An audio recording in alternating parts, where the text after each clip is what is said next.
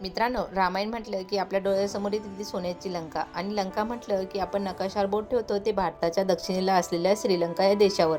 आपण आजवर हेच मानत आलो आहे की आजचा श्रीलंका देश म्हणजेच रावणाचे साम्राज्य. पण मंडळी, जरा थांबा. जर मी तुम्हाला सांगितलं की संशोधकाच्या मते रावणाची खरी लंका समुद्राच्या पलीकडे नाही तर चक्क भारताच्या मध्यभागी किंवा ओडिसामध्ये कुठेतरी होती, तर तुमचा विश्वास बसेल का?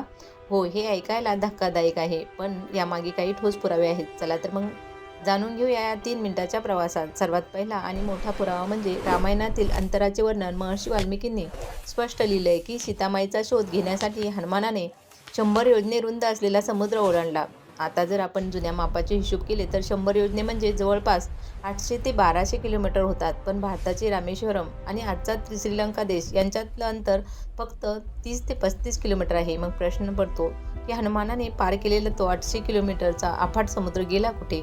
जर हनुमानाने एवढी मोठी झेप घेतली होती तर लंका ही आजच्या श्रीलंकेपेक्षा कितीतरी पटीने दूर असायला हवी. दुसरा पुरावा येतो प्राचीन भारतातील विज्ञानातून. प्राचीन काळी भारताची वेळ उज्जैन शहरावरून ठरवली जायची.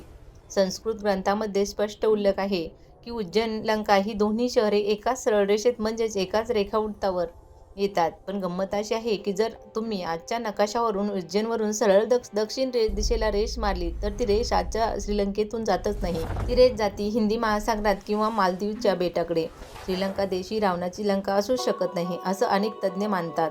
मग लंका नक्की होती कुठे? काही संशोधकाच्या मते लंका ही भारताच्या मुख्य भूमीवरच विंध्य पर्वताच्या रांगांमध्ये किंवा नर्मदा गोदावरीच्या खोऱ्यात असावी. छत्तीसगड आणि मध्य प्रदेशातील अमरकटक येथे रावणाचे राज्य असावे असा एक तर्क आहे. कारण रामायणात ज्या साल वृक्षाचा उल्लेख आहे तो वृक्ष श्रीलंकेत नाही तर मध्य भारतात आढळतात.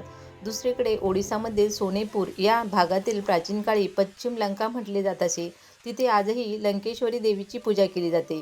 त्यामुळे काहींना वाटते की सोन्याची लंका ओडिसामध्येच होती. थोडक्यात काय तर 10व्या शतकानंतर सिंहल देशाला लोक लंका समजू लागले आणि खरा इतिहास काळाच्या पडद्याआड गेला. कदाचित मूळ लंका ही हजारो वर्षापूर्वी समुद्रात बुडालेल्या एखादा मोठा भूभाग असावा किंवा भारताच्या मध्यभागी दडलेलं एखादं रहस्य. तुम्हाला काय वाटतं? रावणाची सोन्याची लंका नक्की कुठे असेल? कमेंटमध्ये नक्की सांगा. ही माहिती आवडली असेल तर व्हिडिओला लाईक करा आणि अशाच भन्नाट माहितीसाठी आपल्या चॅनलला सबस्क्राईब करायला विसरू नका. धन्यवाद.